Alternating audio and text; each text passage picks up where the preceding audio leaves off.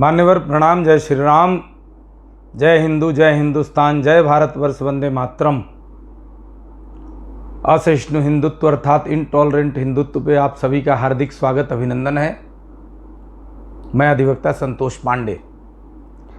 परम आदरणीय, परम माननीय उच्चतम न्यायालय के उच्चतम कोटि के महा तेजोमय जज श्रीमान सूर्यकांत जी या कहें सूर्यकांत जी की विवादास्पद टिप्पणी जो नुपुर शर्मा के खिलाफ की गई,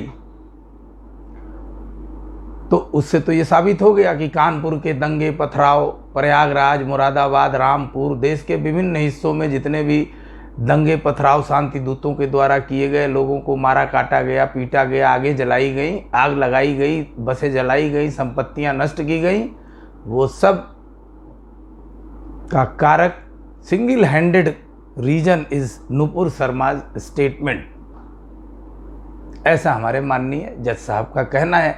और उन्होंने तो यहाँ तक कह दिया कि उदयपुर में जो दर्जी कन्हैया की हत्या हुई तो वो भी बिल्कुल ही दुष्ट प्रकृति की प्रवृत्ति की नुपुर शर्मा की बयानबाजी की वजह से हुई। सत्ता के मद में उन्होंने ये बयान दिया कि उनका कोई कुछ बिगाड़ नहीं सकता है। बाकी काला तीतर रहमानी जिसने प्रवोक किया, उसका नाम लेना तो छोड़िए, उसके बारे में बोलने से भी हमारे जस्टिस सूर्यकांत जी ने परहेज किया। पता नहीं वो वीडियो टेप उन्होंने देखा या नहीं देखा, खैर कोई बात नहीं है। बड़े खुशी की बात है, सारे हिंदू जनमानस के लोग, अपना सनातन धर्म के लोग खुश हो जाइए कि हमारी दूसरी महिला भगवा आतंकवादी नुपुर शर्मा जी परोक्ष रूप से जज सूर्यकांत जी द्वारा घोषित कर दी गई। और उनके इस बयान की वजह से पहले दर्जी कन्हैया मारा गया, और अब सुनने में आया है अमरावती के भी जो एक केमिस्ट हैं बेचारे फार्मासिस्ट साहब, उनका भी कत्ल कर दिया गया, जिबह कर दिया गया, हलाल किया गया। तो भैया सुप्रीम कोर्ट के सूर्यकांत जी, माननीय महानुभाव जज साहब, बड़ी कृपा हुई आपकी कि आपकी वजह से एक तो हमें भगवा आतंकवादी, हिंदू आतंकवादी, वो भी महिला होने का पता चला कि ये नुपुर शर्मा तो बहुत बेकार महिला हैं और ये आतंकवादी भी हैं, और एक मतलब कोई दंगे फसाद ही नहीं हुए बल्कि दो हत्याओं की भी दोषी हुई ने, जल्द से जल्द गिरफ्तार करवाइए। खैर आदरणीय जज साहब, आपकी तो बखिया देश के 70-80 करोड़ हिंदू जनमानस ने ऐसा उधेड़ रखा है कि पूरे सुप्रीम कोर्ट की, पूरे जुडिशरी की महिमा का आपने सत्यानाश कर दिया। ये कहने में मुझे कोई गुरेज नहीं है, और अधिवक्ता होने की वजह से मैं शर्मिंदित भी महसूस करता हूँ कि जो व्यक्ति सुप्रीम कोर्ट में हम लोगों के लिए प्रतीक प्रतिमान होना चाहिए, नाम भले ही आपका सूर्यकांत हो, लेकिन दिनकर जैसा कार्य नहीं आपने किया। इस तरह की टिप्पणी करके बिना किसी साक्ष्य सबूत के, बिना किसी क्षेत्राधिकार के आपने जो शब्द बोले, बल्कि आपको उन्हें वापस लेना चाहिए। अपने ही उसमें एक बैठक बुला करके इसको वापस लीजिए। और वैसे भी गौतम साहब ने आपके इस विवादास्पद टिप्पणी को एक्सपंज करने के लिए याचिका दायर कर दी है। देखते हैं उसमें क्या होता है। और ये ध्यान रखिए, इस देश का जो 100 करोड़ हिंदू जनमानस है उबाल खा चुका है। इतनी शायद गालियां सुप्रीम कोर्ट को कभी भी ना मिली होंगी, सिर्फ आपके इस वक्तव्य के बाद। आपने सुप्रीम कोर्ट की और सुप्रीम कोर्ट के जजेस की मर्यादा को तार तार कर दिया। और स्वयं मैं जस्टिस SN धिंगड़ा, शिव नारायण धिंगड़ा जी, जो हमारे 30 हजारी में भी रहे, डिस्ट्रिक्ट जज रहे, फिर दिल्ली हाई कोर्ट के न्यायाधीश बने, मैं उनको सत नमन करता हूँ, कोटिशः नमन करता हूँ। और 21 तोपों की सलामी उनके लिए, जिन्होंने आपकी बखिया उधेड़ के रख दी और उन्होंने आपको बताया कि आपको क्या करना चाहिए और क्या नहीं करना चाहिए। उन्होंने बताया कि आपने अपने क्षेत्राधिकार का उल्लंघन किया है। प्रिय महानुभाव, मेरे इस वीडियो के बाद मैं इंडिया टीवी पे जो जस्टिस धिंगरा ने जो बातें कही हैं, आप उन्हें सुनिए और आप देखिए कि किस प्रकार हमारे साथ छल किया। सुप्रीम कोर्ट ने पूरे भारतीय संविधान के साथ खिलवाड़ किया, पूरे इंडियन पीनल कोड के साथ खिलवाड़ किया। मेरे बताने से अच्छा है कि एक न्यायविद जो बातें कह रहे हैं, विरोध जतला रहे हैं, जो देश का हर बच्चा जतला रहा है, तो आप उसको सुने, उस पर अपनी प्रतिक्रिया दें। और इन्हीं शब्दों के साथ धन्यवाद, और अधिकाधिक शेयर करें इस वीडियो को, अधिकाधिक लाइक करें, और सब्सक्राइब भी मेरे चैनल असहिष्णु हिंदुत्व को ज़रूर करें। धन्यवाद। जय श्री राम, हर हर महादेव।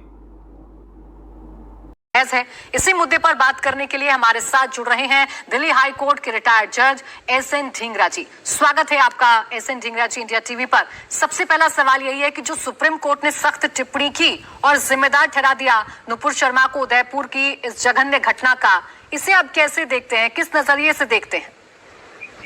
मेरे हिसाब से ये टिप्पणी अपने आप में बहुत गैर जिम्मेदार।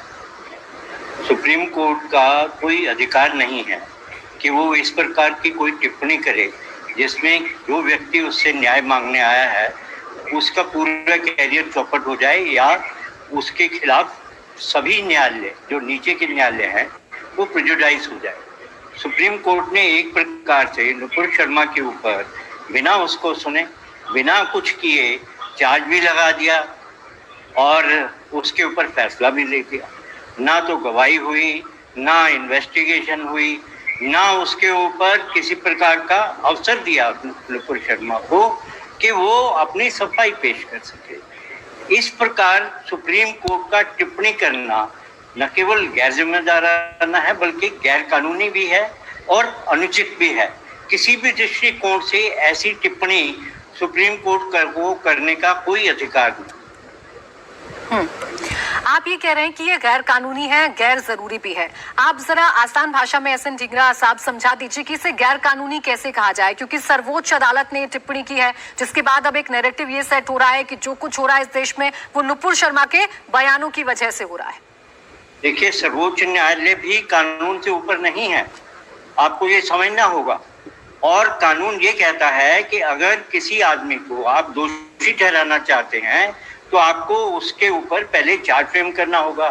चार्ज फ्रेम करने के बाद उसका जो प्रोसिक्यूशन है, जिसने जो इन्वेस्टिगेशन की है, वो अपने साक्ष्य प्रस्तुत करेगी।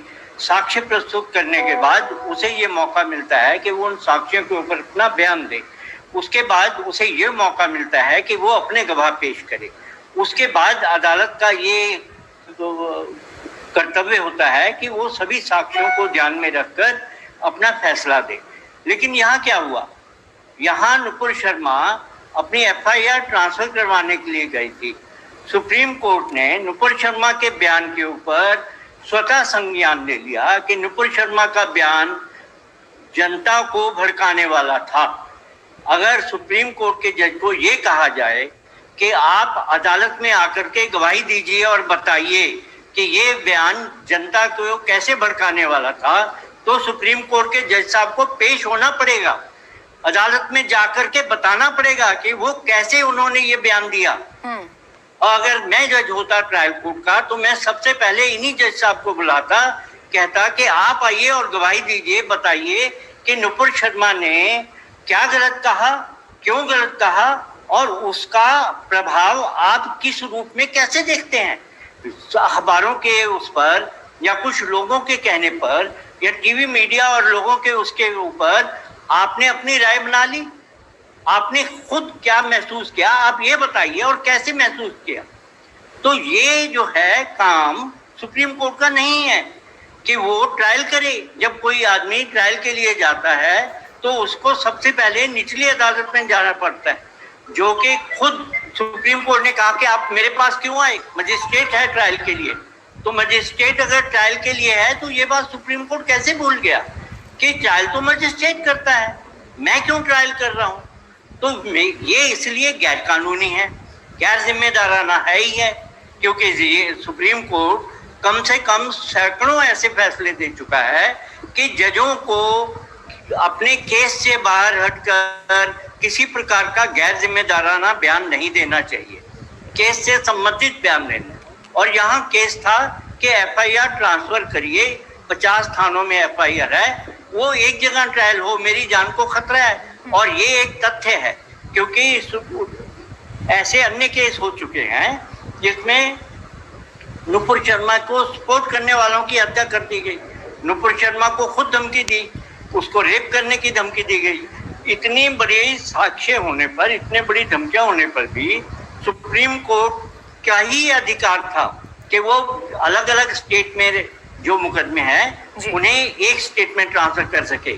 सुप्रीम कोर्ट ने उसके ऊपर तो सुनवाई की नहीं, वो केस जबरदस्ती वापस दिलवा दिया और एक अनावश्यक, गैर जरूरी और आवेश में आकर के राजनीतिक बयान दे दिया, जिसका आप सभी लोग फायदा उठा रहे हैं। लोग ये कह रहे हैं अरे वो तो बच्चे थे, वो तो मिसगाइडेड चिल्ड्रन थे। अरे मिसगाइडेड चिल्ड्रन क्या हत्याएं कर रहे हैं?